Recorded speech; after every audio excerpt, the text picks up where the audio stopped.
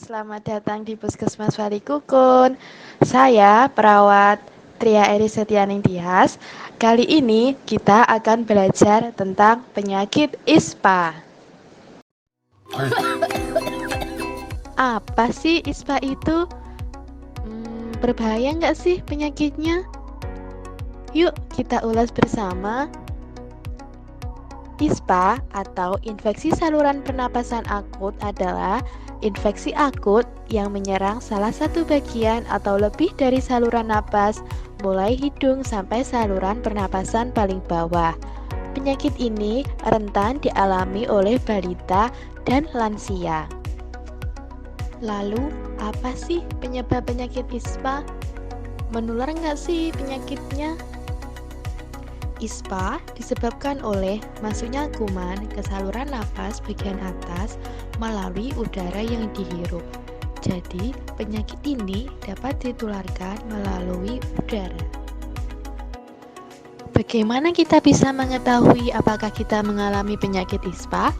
Yuk kita simak tanda dan gejala dari penyakit ISPA. Yang pertama, biasanya penderita akan mengalami batuk, baik disertai dahak maupun tidak disertai dengan pengeluaran dahak. Yang kedua, akan mengalami demam tinggi. Yang ketiga, biasanya penderita juga akan mengalami bersin dan pilek.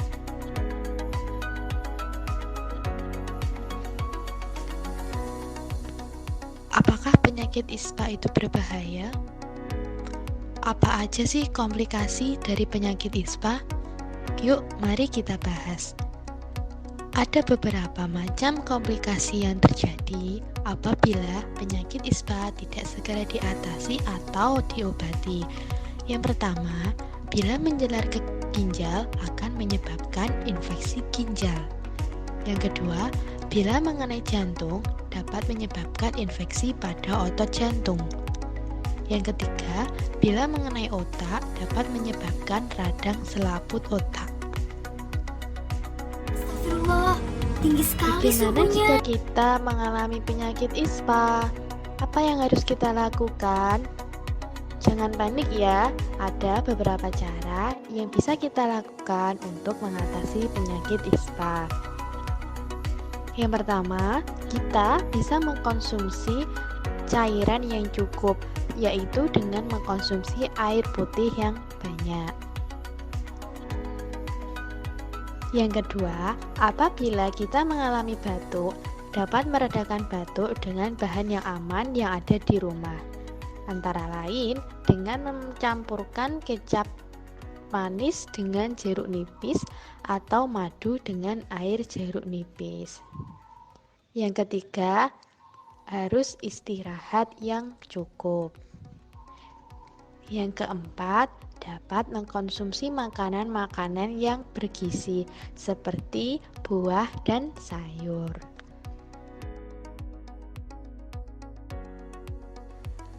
Selain itu, ada beberapa hal yang harus kita lakukan ketika kita sakit. Yang pertama, cuci tangan sesering mungkin, terutama sebelum memegang benda, hewan peliharaan, atau sebelum makan. Cuci tangannya harus dengan pakai sabun ya, harus dengan cara yang benar. Yang kedua, hindari tempat yang ramai dan padat serta banyak polusi udara, seperti di fasilitas umum yang banyak asap rokoknya.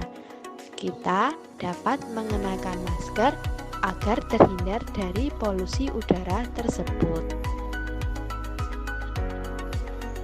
Yang ketiga, apabila yang menderita ISPA, bayi atau balita, harus dipastikan memberikan makanannya bergizi dan ASI eksklusif. Jangan khawatir ya apabila kita menderita ISPA, karena pada umumnya batuk dan pilek ini hanya berlangsung secara singkat. Mencegah lebih baik daripada mengobati. Mari kita jaga kesehatan untuk diri kita sendiri dan juga keluarga.